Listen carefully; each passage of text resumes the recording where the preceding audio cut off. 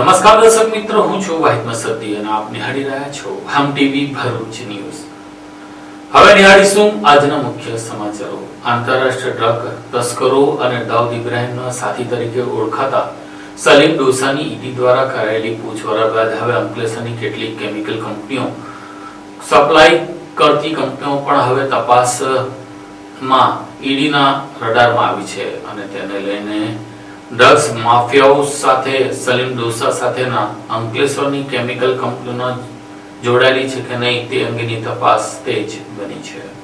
મળતી માહિતી અનુસાર ઈડીની ટીમોએ મુંબઈ ઉપરાંત સુરત, અંકલેશ્વર અને રાજકોટ સહિત કુલ 20 સ્થળોએ સર્ચ ઓપરેશન હાથ ધર્યું છે। કાર્યવાહી prevention of money laundering act હેઠળ નોંધાયેલ કેસના અનુસંધાને કરવામાં આવી રહી છે। તપાસ એજન્સીઓના જણાવ્યા મુજબ સલીમ ડોલા પર આંતરરાષ્ટ્રીય ડ્રગ્સ તસ્કરીનું નેટવર્ક ચલાવવાનો આરોપ છે। તાજેતરમાં તેને વિદેશમાંથી ભારત લાવવામાં આવ્યા બાદ તેની સાથે સંકળાયેલા નાણાકીય વ્યવહારો, હવાલા મારફતે થયેલા ટ્રાન્ઝેક્શન, કેમિકલ સપ્લાયર્સ અને અન્ય સહયોગીની ભૂમિકા અંગે તપાસ વધુ તેજ બનાવવામાં આવી છે। દરોડા દરમિયાન ઈડી દ્વારા મહત્વના દસ્તાવેજો, બેન્કિંગ વ્યવહારોની વિગતો તથા શંકાસ્પદ સંપત્તિ સંબંધિત પુરાવાઓ એકત્રિત કરવામાં આવી રહ્યા હોવાનું જાણવા મળ્યું છે।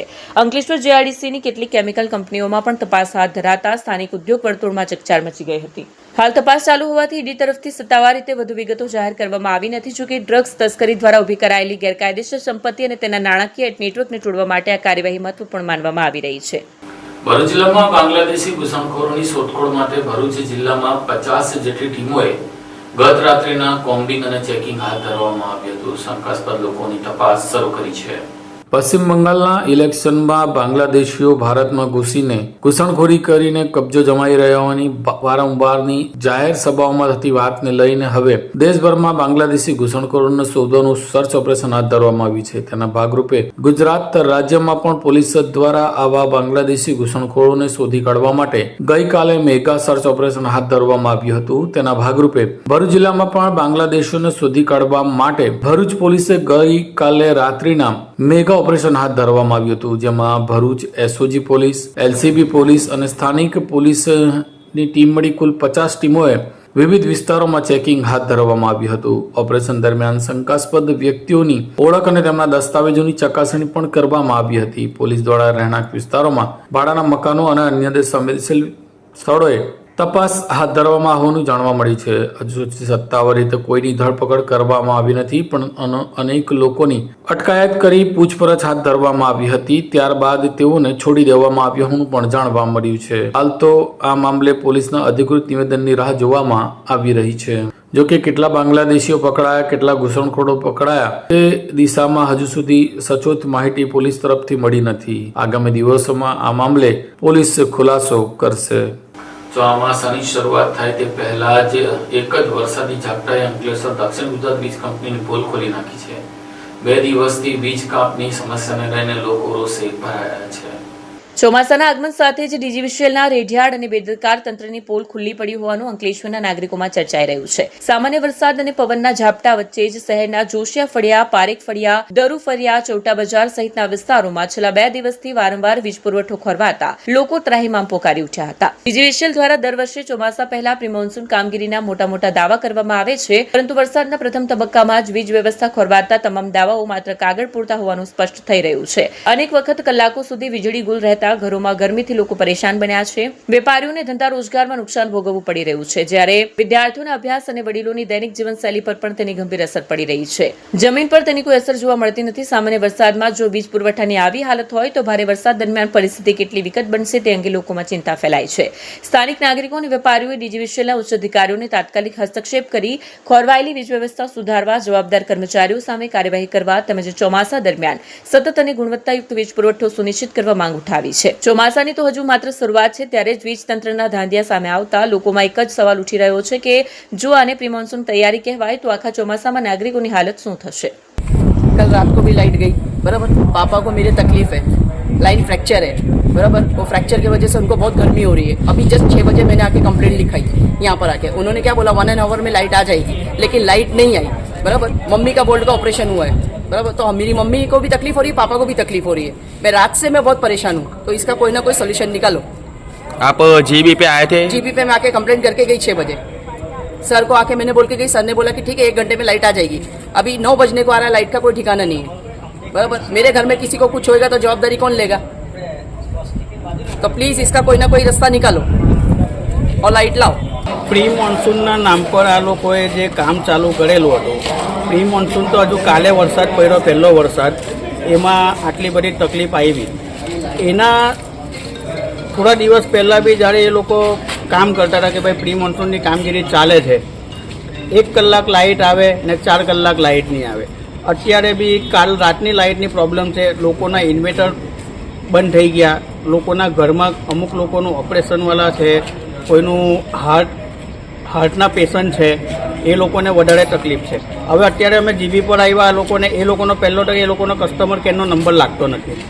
અત્યારે એમના જ એક કર્મચારી અંદર બેઠેલા છે, તે એવું કહે છે કે અમારી પાસે માણસ નથી. ત્યાર પછી એમના સાહેબને અમે એવું કીધું કે તમારા સાહેબ જોડે અમારી વાત કરાવો. એમના સાહેબ કર્મચારીનો ફોન ઉઠાવવા રાજી નથી અત્યારે. તો આની ઉપરથી હવે પ્રજાએ શું સમજવું કે ભાઈ પ્રજા જોડે તમે મજાક કરો છો. એટલે અમારે ગરમીમાં ઊંઘવાનું, વગર લાઇટે ઊંઘવાનું. ને આ તમે જોઈ શકો છો, તમે બતાવો વિડીયોમાં કે કેટલી બધી લાઇટ છે અહીંયા ગાડી.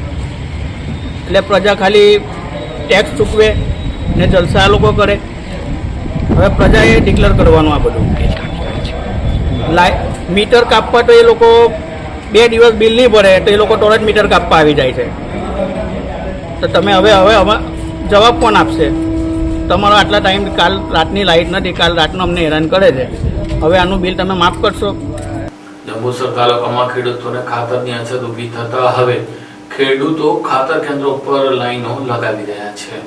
ભરૂચ જિલ્લાના જંબુસરમાં ખેડૂતોને યુરિયા ખાતર ન મળવાને કારણે લાંબી લાઈનો લાગી હોવાના અહેવાલો બાદ આખરે વહીવટી તંત્ર દોડતું થયું છે. ખાતરની અછતની ગંભીરતાને ધ્યાનમાં લઈને સ્થાનિક રાજકીય અગ્રણીઓ અને જિલ્લા કલેક્ટર સમક્ષ રજૂઆતો કરવામાં આવી હતી. આ સમગ્ર મામલે ભરૂચના નાયબ ખેતી નિયામકે સ્થિતિ સ્પષ્ટ કરી છે અને જંબુસર માટે વડોદરાના રણોલીથી ખાતર મોકલવાની તૈયારી કરી હોવાનું જણાવ્યું છે. કલેક્ટરને પણ લેખિતમાં આપવામાં આવ્યું છે કે સ્ટોક હોવા છતાં ખેડૂતોને યુરિયા કેમ નથી આપવામાં આવી રહ્યું. ત્યારે હકીકત સ્પષ્ટ કરી દઉં કે જે સ્ટોક ઉપલબ્ધ છે તે ગવર્મેન્ટ બફર સ્ટોક છે. સમગ્ર જિલ્લામાં હાલ 2880 મેટ્રિક ટન જેટલો સરકારી સ્ટોક છે. આ સ્ટોક સામાન્ય રીતે વાવેતર બાદ અથવા જ્યારે ખેડૂતોનો પાક ઉભો હોય અને યુરિયા ન મળવાને કારણે પાક સુકાઈ જવાની ભીતિ હોય તેવી કટોકટીની સ્થિતિમાં જ રિલીઝ કરવામાં આવતો હોય છે. હાલ હજુ કોઈ વાવેતર થયું નથી, પરંતુ ખેડૂતોમાં એક ડર છે કે આગામી સમયમાં કદાચ યુરિયા નહીં મળે, તેથી તેઓ અગાઉથી ખરીદી કરીને સ્ટોરેજ કરી રહ્યા છે. ભરૂચ જિલ્લાના કુલ એલોકેશનમાંથી જંબુસરનું એલોકેશન બાદ કરીને તે ખાતર બરોડાના રણોલી રેક પોઈન્ટ પરથી સીધું જંબુસર ટ્રાન્સપોર્ટ થાય તેવી વ્યવસ્થા ગોઠવવામાં આવી છે. સરકાર કક્ષાએ પત્ર લખ્યું છે. હાલમાં ઇફકો કંપનીની 500 મેટ્રિક ટન યુરિયાની રેક આવેલી છે, જેમાંથી આશરે 100 મેટ્રિક ટન જેટલું યુરિયા હાલ જંબુસર ખાતે પહોંચાડવામાં આવી રહ્યું છે.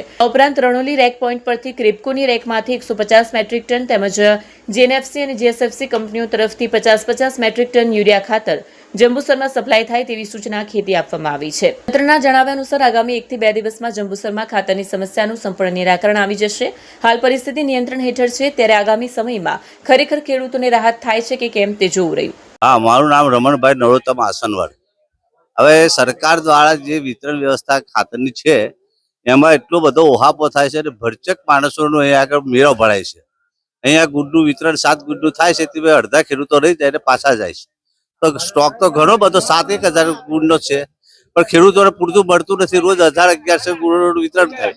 એટલે અમારે વિનંતી છે કે જેટલું ખાતર હોય એટલી વ્યવસ્થા કરીને સરકારે છે તે ખેડૂતોને વિતરણ કરવું જોઈએ. 60 અથવા 20 ગુડનું ખાતર વિતરણ કરવું જોઈએ. અને જે તે સમયે સરકાર દ્વારા આવી લાઈનો લગાવવામાં આવે, ડીઝલમાં લાઈનો, પેટ્રોલમાં લાઈનો, અનાજની અંદર ગોદામ, સસ્તા અનાજની ગોદામમાં લાઈનો, બધામાં લાઈનો લગાવવામાં આવે. અને ખાતરમાં તો લાઈનો એવી કે મેળા ભરાય. આ તો કઈ સરકારની રીત છે? એટલે સરકારે વ્યવસ્થા ગોઠવવી પડશે કે ભાઈ જેટલા ખેડૂતો અહીંયા આવ્યા છે એને લાઈનમાં આધાર કાર્ડ આપે છે, નકલ આપે છે, પ્રિન્ટ પણ લેવાય છે અંગૂઠાની. તો પ્રિન્ટની શું જરૂર છે? આધાર કાર્ડ અને 8 નકલો આપે તો પ્રિન્ટની પણ શું જરૂર છે? એટલે એ બંધ થવું જોઈએ. આધાર કાર્ડને એની પણ લોકોને વિતરણ થવું જોઈએ. મારું નામ પટેલ વિરલ કુમાર રમેશભાઈ પટેલ છે. હું નોંધણા ગામનો ખેડૂત છે. મારી 75 એકર જમીન છે અને હું 3 દિવસથી છેલ્લે ધક્કા ખાઉં છે. અહીંયા કોઈ યુરિયા નંબર આવે છે અને પછી એવું કહી દે છે આ લોકો કે બેગ પતી ગઈ છે, આટલી જ છે સ્ટોક. ખરેખર સ્ટોક અંદર ગોડાઉનમાં ઘણો બધો છે, પણ આ લોકો આપવા ઈચ્છતા નથી. અરે અમને બેગ પાછી હાલ છે. અંકલેશ્વર તાલુકાના શેખપુર ગામમાં કેટલાક દિવસોથી દીપડો આંટાફેરો મારતો હતો, જેને લઈને ગામજનોમાં ફફડાટ જોવા મળ્યો હતો. અંતે આજે દીપડો પાંજરે પુરાતા ગામજનોએ હાશકારો અનુભવ્યો છે. મળતી માહિતી મુજબ સેંગપુર ગામની સીમમાં દીપડાની અવરજવર સતત જોવા મળતી હતી. દીપડાએ પશુઓ પર હુમલાની ઘટનાઓ સર્જતા તેમજ રહેણાંક વિસ્તારની નજીક દેખાતા ગ્રામજનોમાં ભારે ફફડાટ ફેલાયો હતો. ગ્રામજનોએ વન વિભાગને જાણ કરતા વિભાગ દ્વારા વિસ્તારમાં નજર રાખવાની કામગીરી હાથ ધરવામાં આવી હતી. વન વિભાગની ટીમે દીપડાને પકડવા માટે વ્યૂહાત્મક રીતે પાંજરું ગોઠવ્યું હતું. દીપડો પકડાતા ગામ લોકોમાં ખુશીનો માહોલ જોવા મળ્યો અને લોકોએ વન વિભાગની કામગીરીને બિરદાવી. દીપડો પકડાતા સેંગપુર સહિત આસપાસના વિસ્તારના લોકોમાં ભયનો માહોલ દૂર થયો છે અને લોકોએ રાહતનો અનુભવ કર્યો છે. અંકલેશ્વર તાલુકાના સેંગપુર ગામમાંથી મળેલા દીપડા ગત અઠવાડિયે એક વાછરડાનું મારણ કર્યું હતું. તેના કારણે સ્થાનિક ગ્રામજનોમાં ભયનો માહોલ હતો. અંકલેશ્વરના ગ્રામ્ય વિસ્તારોમાં ખાસ કરીને અવાદર, ઉશાલી, ભાદી ખરોડ અને સેંગપુર સહિતના વિસ્તારોમાં દીપડાઓની અવરજવરથી ગ્રામજનોમાં ભયનો માહોલ હતો. દીપડાની હાજરીને કારણે લોકોમાં ચિંતા વ્યાપી હતી. આજે વિશ્વ સાયકલ દિવસ. એક સમય હતો સાયકલ સ્ટેટસ સિમ્બોલ ગણાતી હતી અને ચલાવવા માટે લાયસન્સની જરૂર પડતી હતી. આજે પણ સાયકલની સફર અવિરતપણે ચાલુ છે. બેસિક બજારમાં આજકાલ ક્રૂડ ઓઇલની કટોકટી અને કિંમતમાં આડેધડ વધારાને પગલે હોહા મચી છે. ત્યારે પરિવહનના પ્રારંભ બિંદુ તરીકે સાયકલને સ્થાન પ્રાપ્ત છે. આજે 3 જૂન વિશ્વ સાયકલ દિવસ તરીકે ઉજવવામાં આવી રહ્યો છે. સાયકલ મારી સરરર જાય, ટીન ટીન ટોકડી વગાડતી જાય, આ બાળગીત આજે સહજતાથી ગાઈ શકાય છે. કેમ કે ગ્લોબલ વોર્મિંગની ચિંતાના આ સમયમાં સાયકલનું ઇકો ફ્રેન્ડલી આવિષ્કાર તરીકે અડગ સ્થાન અકબંધ જળવાઈ રહ્યું છે. સાયકલની શોધ માનવ ઇતિહાસની એક એવી અદ્ભુત ખોજ છે જેણે માનવીને કંઈ પણ ગુમાવ્યા વિના ઘણું બધું આપ્યું છે. કોઈપણ પ્રકારનું વાહન વ્યવહાર ભયંકર પ્રદૂષણ વોકે છે. તેમજ બેઠાડા જીવનને કારણે શરીરને કસરત પણ કરાવી શકતી નથી અને અનેક રોગોનો ભોગ બનીએ છીએ. આજે ઘણા દેશોમાં અને મોટી મોટી કંપનીઓમાં તેમના કર્મચારીઓને પણ સાયકલ ચલાવવા માટે પ્રોત્સાહિત કરવામાં આવે છે, જેથી પ્રદૂષણ ઓછું થાય તેમજ દેશમાં ક્રૂડની બચત અને વિદેશી હુંડિયામણ ઓછું વેડફાય. આ દરેકથી પણ વધુ ફાયદાકારક તેમના કર્મચારીની સેહત સારી થાય છે. પ્રવર્તમાન સ્પીડ અને ટેકનોલોજી સભર યુગમાં હજુ પણ સાયકલ આપણી વચ્ચે એક એવું વાહન છે જે તેની શોધના 200 વર્ષ પછી પણ લોકો માટે ઉત્સુકતા જગાવે છે. ફિઝિકલ હેન્ડીકેપ માટેની સાયકલે અશક્ત લોકોને શક્તિ આપી. દોડવાની તો ગિયરવાળી સાયકલે સાયકલની દુનિયામાં કંઈક અલગ છાપ ઊભી કરી. નાના બાળકોથી લઈ મોટા વ્યક્તિઓ સુધીની વિશાળ રેન્જ અને વિવિધ દેખાવ સાથેની સાયકલ આજે બેટરી સાયકલના રૂપમાં પણ આવી ચૂકી છે. એક સમય જ્યારે સાયકલની દુકાનમાં જતા તો 2-5 પ્રકારની સાયકલ જોવા મળતી, પરંતુ આજે દુકાન શોરૂમમાં ફરી ગઈ છે અને વિવિધ વેરાયટી, રંગો અને સાઇઝમાં સાયકલો પેટ્રોલ, ડીઝલ, ગેસ કે ઇલેક્ટ્રિક વાહનોના યુગમાં પણ ધૂમ મચાવી રહી છે. એક સમયે માંડ 100 રૂપિયામાં મળતી હતી તે સાયકલ આજે 5 થી 25 હજાર ઉપરાંતની મળે છે. ખાસ કરીને શ્રમજીવીઓ માટે સાયકલ એ પરિવહનની જીવાદોરી હતી. વિશ્વ સાયકલ દિવસ એ વૈશ્વિક ઉત્સવ તરીકે મનાવવામાં આવે છે. સાયકલને માનવની પ્રગતિ અને પ્રગતિના પ્રતીક તરીકે સહનશીલતા આપતું પ્રતીક મનાય છે. 2 વર્ષના ભૂલકાની ટ્રાયસિકલથી માંડીને જેમ જેમ બાળક મોટું થાય તેમ સાયકલનું કદ અને આકાર મોટો થતો જાય છે. સમયના અનેક ટાણાવાળા વચ્ચે સાયકલે આજે પણ તેની મહત્તા જાળવી રાખી છે. ઝઘડિયા તાલુકામાં યુપીએલ સુપરફાર્મ કંપની દ્વારા પર્યાવરણના સંરક્ષણ માટે હજારો વૃક્ષોનું વાવેતર કરવામાં આવ્યું હતું. ભરૂચ જિલ્લામાં ઝઘડિયા વિસ્તારમાં પર્યાવરણની સંરક્ષણ અને જળવાયુ પરિવર્તન સામે લડત આપવા માટે યુપીએલ ગ્રુપની સહાયક કંપની સુપરફાર્મ દ્વારા વિવિધ ટકાઉ વિકાસના પ્રોજેક્ટ અમલમાં મૂકવામાં આવ્યા છે. વર્ષોથી દુનિયા જળવાયુ પરિવર્તન અંગે ચિંતા કરી રહી છે, ત્યારે વધતું જતું તાપમાન, સમુદ્રના જળસ્તરમાં વધારો, જંગલોમાં લાગતી આગ અને પીગળતા હિમનદીઓના જેવા સંકેતો માનવ જાતિને સતત ચેતવી રહ્યા છે. ત્યારે આ પડકાર સામે વિવિધ સ્તરે પ્રયાસો શરૂ કરવામાં આવ્યા છે. યુપીએલ કંપની દ્વારા નાવ ફોર ક્લાઇમેટ અભિયાન અંતર્ગત ભરૂચ જિલ્લામાં ખાસ કરીને ઝઘડિયાના આસપાસના ગ્રામ્ય વિસ્તારોમાં કોર્પોરેટ સોશિયલ રિસ્પોન્સિબિલિટી હેઠળ અનેક પર્યાવરણલક્ષી કામગીરી હાથ ધરવામાં આવી રહી છે. આ અભિયાન અંતર્ગત આજરોજ કપલસડી ગામ ખાતે કંપનીના અધિકારીઓ, સ્થાનિક સરપંચ, ગ્રામજનોની ઉપસ્થિતિમાં આગામી 5 જૂન પર્યાવરણ દિવસની ઉજવણી અંતર્ગત વૃક્ષારોપણનો કાર્યક્રમ કરવામાં આવ્યો હતો. આ પ્રસંગે યુનિટ હેડ પ્રવીણ દાન ગઢવીએ જણાવ્યું હતું કે કંપની દ્વારા છેલ્લા કેટલાક વર્ષોમાં માત્ર ઝઘડિયામાં જ 17.8 એકરમાં 11,800 વૃક્ષોનું વાવેતર કરવામાં આવ્યું છે. ઉપરાંત 18 એકર વિસ્તારમાં સમુદાયના તળાવના સંરક્ષણ માટે અંદાજિત 8.6 મિલિયન ક્યુબિક ફૂટ વરસાદી પાણીનું સંચય કરવામાં આવ્યું છે. આ જ રીતે સમગ્ર જિલ્લામાં 1 લાખથી વધુ વૃક્ષોનું વાવેતર કરવામાં આવ્યું છે. સીઆરએસ લીડ કેરોલ ડિસોજાએ જણાવ્યું હતું કે સીઆરએસ હેઠળ કંપની દ્વારા શૈક્ષણિક આરોગ્યલક્ષી કામગીરીઓ સામે હંમેશા પર્યાવરણના જતન અને સંવર્ધનને પ્રાધાન્ય આપવામાં આવ્યું હોવાનું જાણવા મળ્યું છે.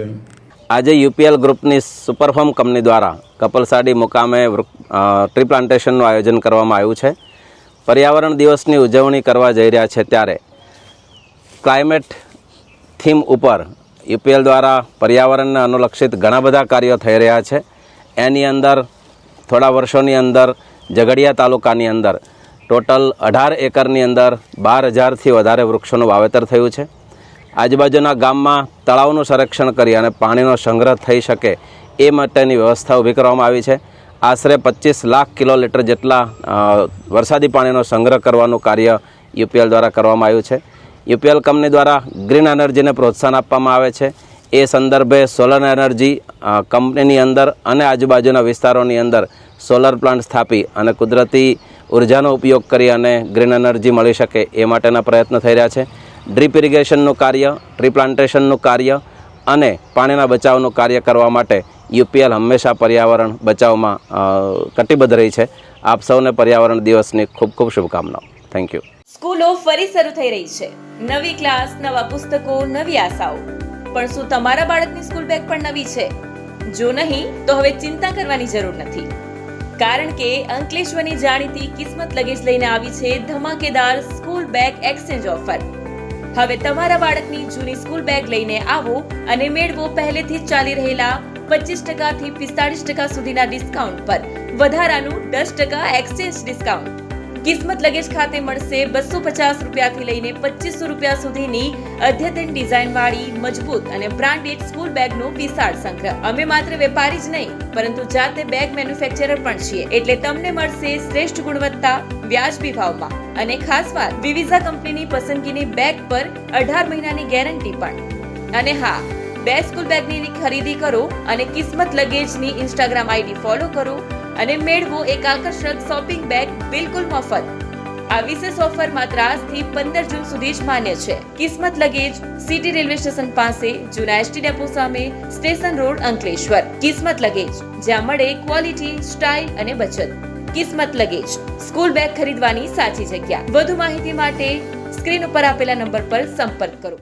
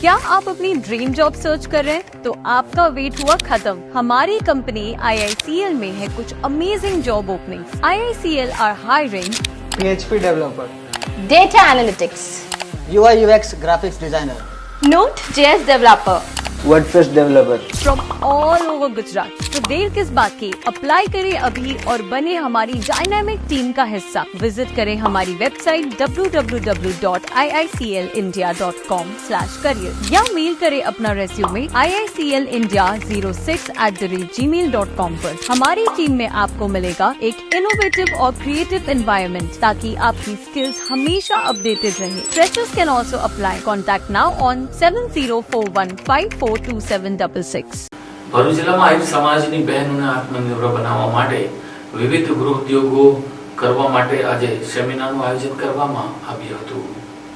ભરૂચ જિલ્લા આહિર સમાજની બહેનો આત્મનિર્ભર બને અને પોતાના પરિવારને આર્થિક રીતે મદદરૂપ થઈ શકે તેવા શુભાશય સાથે કસક વિસ્તારમાં આવેલા આહિર સમાજ સંકુલ ખાતે ભરૂચ જિલ્લા આહિર સમાજ અને ભરૂચ મહિલા ઔદ્યોગિક સેવા મંડળના સંયુક્ત ઉપક્રમે એક વિશેષ માર્ગદર્શન સેમિનારનું આયોજન કરવામાં આવ્યું હતું. કાર્યક્રમમાં સમાજની 50 થી વધુ બહેનોએ ઉત્સાહભેર ભાગ લીધો. આગામી દિવસોમાં ગ્રામ્ય અને શહેરી વિસ્તારની 250 થી વધુ બહેનોને આ અભિયાન હેઠળ આવરી લેવામાં આવશે. આ યોજના અંતર્ગત મહિલાઓને સિલાઈ કામ, રસોઈ કામ તેમજ ગૃહ ઉદ્યોગને લગતું કાચું મટીરીયલ પૂરું પાડવામાં આવશે, જેને તૈયાર કરીને મહિલાઓ વિવિધ સામાજિક સંસ્થા અને ગૃહ ઉદ્યોગો સુધી પહોંચાડશે. બહેનોને સીવણ ક્લાસ તેમજ રસોઈ ઘરની વિવિધ વાનગીઓ અને ગૃહ ઉદ્યોગના માધ્યમથી એક નવું પ્લેટફોર્મ પૂરું પાડવામાં આવશે, જેથી આહિર સમાજની દીકરીઓ બહેનો આત્મનિર્ભર બની સમાજમાં ગૌરવભેર આગળ વધી શકે. આ સુંદર પ્રયાસથી આગામી દિવસોમાં આહિર સમાજની મહિલાઓ આર્થિક રીતે પગભર થઈ પોતાના પરિવારનો મજબૂત આધાર બનશે. નીરુબેન આહિર, ભરૂચ જિલ્લા આહિર સમાજમાં કમિટી સભ્ય છું અને આજ રોજ અમારા જિલ્લામાંથી દરેક ગામડામાંથી બહેનો આવી છે અને બહેનોનો એક ઉદ્દેશ હતો. ઘણા સમયથી અમે આ ચર્ચા વિચારણા કરતા હતા કે બહેનો ઘર બેઠા કોઈ પ્રવૃત્તિ કરી અને આત્મનિર્ભર બને. તો એ જ હેતુથી ઘણા સમયથી હું પણ એક સંશોધન કરતી હતી કે મારી બહેનો, મારા સમાજની બહેનો કેવી રીતે આગળ આવે. તો વિચારતા વિચારતા અમને એક પ્લેટફોર્મ મળ્યું છે. એક પાર્ટી સાથે અમે એગ્રીમેન્ટ કર્યું છે કે જે અમને કાચો માલ આપશે અને કાચા માલની પ્રોડક્ટ તૈયાર કરી અને અમે એમને પાછળ રિટર્ન કરીશું અને એ જે પ્રોડક્ટનું જે કમિશન અથવા તો મેંટાણું છે એ બહેનોને ઘરે બેઠા મળે. એવીથી આજે ભરૂચ જિલ્લામાંથી ગામડેથી 50 જેટલી બહેનો આવી છે. આમ તો લગભગ 250 બહેનો જોઈન થયેલી છે અમારા મંડળીની અંદર, પણ 50 બહેનોને આજે અમે રોજીરોટીમાં આપવા માટે એકત્રિત થયા છે. આ સમયે જિલ્લામાં વાગરામાંથી નીપાબેન છે, કલાબેન છે, અંકલેશ્વરમાંથી ગીતાબેન છે, અન્ય ગામડાઓના બહેનો પણ આવ્યા છે અને બહેનોને એક ઉદ્દેશ છે. એટલે એવું નથી કે સિલાઈ પૂરતું જ છે, અમે આગળ પણ એક પ્રવૃત્તિઓ તરફ લઈ જવા માગીએ છીએ કે જે ઘેર બેઠા કઈ પ્રોડક્ટ તૈયાર થઈ શકે અને પોતાના પરિવાર માટે, આજીવિકા માટે શું એ પોતે કમાઈ શકે, એમની અંદર રહેલી કૌશલ્યતાને બહાર લાવી શકે, એ ઉદ્દેશથી આજે અમે અહીંયા એકત્રિત થયા છે. નેત્રંગ તાલુકાના મોરણિયાણા ગામ ખાતે ટ્રક સાથે બાઇક અથડાતા ગંભીર ઘાયલ બાઇક સવારીઓનું મોત નીપજ્યું હતું. ભરૂચ જિલ્લાના નેત્રંગ તાલુકામાં વધુ એક જીવલેણ અકસ્માતમાં ગંભીર રીતે ઘવાયેલા મોટરસાયકલ ચાલકનું ઘટનાસ્થળે મોત થયું. અકસ્માતની ઘટના અંગે નેત્રંગ પોલીસ મથકમાંથી મળતી વિગતો મુજબ નર્મદા જિલ્લાના સાગબારા તાલુકાના મોટી દેવરૂપણ ગામે રહેતો પ્રીતમ ઇબ્રામસિંહ કોઠારી નામનો 33 વર્ષીય યુવક ભરૂચ ખાતે એક ફાઇનાન્સ કંપનીમાં મેનેજર તરીકે નોકરી કરતો હતો. પ્રીતમ ભરૂચ રહેતો હતો અને અનેકવાર તહેવારે ઘરે આવતો. પ્રીતમ હાલ પહેલીના રોજ ઘરે આવ્યો અને ત્યારબાદ સાંજના 6 વાગ્યાના અરસામાં મોટરસાયકલ લઈને ભરૂચ જવા નીકળ્યો. પ્રીતમના માતા પિતા રાતના જમી પરિવારીને સૂઈ ગયા. રાતના 12:30 વાગ્યાના અરસામાં તેમના પુત્ર પ્રીતમનો નેત્રંગ મોરિયાણા વચ્ચે અકસ્માત થયો હોવાની ખબર મળી. પ્રીતમની મોટરસાયકલ નીચે પડેલી હતી. અકસ્માતનું કારણ જાણવા મળ્યા મુજબ આ સ્થળેથી પસાર થતી એક ટ્રક બગડી જતા તેના ચાલકે નેત્રંગ અંકલેશ્વર માર્ગ પર કોઈપણ જાતની આડ મૂક્યા વિના તથા પાર્કિંગ લાઇટ ચાલુ રાખ્યા વગર પાર્ક કરેલી હતી. ત્યારબાદ આ માર્ગ પર પસાર થતા પ્રીતમની મોટરસાયકલ રાતના 10:30 વાગ્યાના અરસામાં જાહેર માર્ગ પર પાર્ક કરેલ ટ્રક સાથે અથડાતા અકસ્માત સર્જાયો અને તેનું ઘટનાસ્થળે મોત થયું. પ્રીતમના મૃતદેહને નેત્રંગ સરકારી દવાખાને પીએમ માટે ખસેડાયો. આ સંદર્ભે મૃતકના પિતા ઇબ્રામસિંહ રાયસિંગભાઈ કોઠારી ગામ મોટી દેવરૂપણ સાગબારાને જાહેર માર્ગ પર ટ્રક પાર્ક કરનાર ટ્રક ચાલક આશિષ પ્રદીપ મંડાવી રંબી મુરગામ મહારાષ્ટ્રના વિરુદ્ધ નેત્રંગ પોલીસ મથકમાં ફરિયાદ લખાવી હતી. નેત્રંગ તાલુકાના દોરેખામ ગામ ખાતે પાણીની જરૂર હોય તો મોટર ચાલુ કરવા માટેનું કહેતા ભત્રીજાએ કાકાને માર્યા હોવાના પોલીસ ચોપડે ફરિયાદ દાખલ થઈ છે. ભરૂચ જિલ્લાના નેત્રંગ તાલુકાના ધોલેખામ ગામે ખેતરમાં આવેલ સબમર્સિબલ બોરની મોટર ચાલુ કરવાનું કહેનાર ભત્રીજાને ખેતર માલિક કાકાએ માર્યો હોવા બાબતે નેત્રંગ પોલીસ મથકમાં ફરિયાદ નોંધાઈ હતી. આ અંગે મળતી વિગતો મુજબ નેત્રંગ તાલુકાના ધોલેખામ ગામે રાજેશ મંચીભાઈ વસાવા ગામની સીમા આવેલ ઈંટના ભઠ્ઠા પર કામ કરે છે. તેઓ ઘર વપરાશ માટે તેમના ઘરની સામે રહેતા હરેશ રાયસિંગભાઈ વસાવાના ઘરની પાછળના ખેતરમાં આવેલ સબમર્સિબલ બોરમાંથી પાણી ભરતા હતા. હરેશભાઈ છેલ્લા 4 દિવસથી પાણીની મોટર ચાલુ ન કરતા હોય. રાજેશભાઈને ઘર વપરાશ માટે પાણીની જરૂર હોવાથી તેઓ ગત 20મીના રોજ હરેશભાઈને મોટર ચાલુ કરવાનું કહેવા ગયા અને તમે મોટર કેમ ચાલુ નથી કરતા એમ પૂછતા હરેશ ઉશ્કેરાઈ ગયા, ગાળો બોલવા લાગ્યા. ત્યારબાદ રાજેશભાઈને લાકડીના સપાટા માર્યા અને કહેવા લાગ્યા કે હવે પછી મારી સબમર્સિબલ મોટર પર પાણી ભરવા આવીશ તો તારા પગ ભાંગી નાખીશ. આ ઝઘડા દરમિયાન રાજેશભાઈને શરીર પર મૂળ ઈજા થઈ. સારવાર માટે નેત્રંગ સરકારી દવાખાને લઈ જવાયા. આંબાના ઝાડ પરથી પડી જવાથી ઈજા થઈ હોવાનું તબીબોને જણાવ્યું. જો કે રાજેશભાઈને મૂળ ઈજા થઈ હોવાથી તેમને ઓપરેશન કરવાની જરૂર જણાતા 25મીના રોજ સુરત સિવિલ હોસ્પિટલ લઈ જવાયા. રાજેશભાઈને મારનાર હરેશભાઈ સંબંધે રાજેશભાઈના કાકા થતા હોય. બંને વચ્ચે સમાધાનની વાત ચાલતી હતી પણ સમાધાન નહીં થતા રાજેશભાઈ વસાવાએ હરેશભાઈ રાયસિંગભાઈ વસાવા ગામ દોલે ગામ નેત્રંગ જિલ્લા ભરૂચના વિરુદ્ધ નેત્રંગ પોલીસ મથકમાં ફરિયાદ નોંધાવી હતી. આ સાથે ટીવી ભરૂચના સમાચાર પૂર્ણ થાય છે. આવતીકાલે ફરી મળીશું. ત્યાં સુધી રજા આપશો. નમસ્કાર.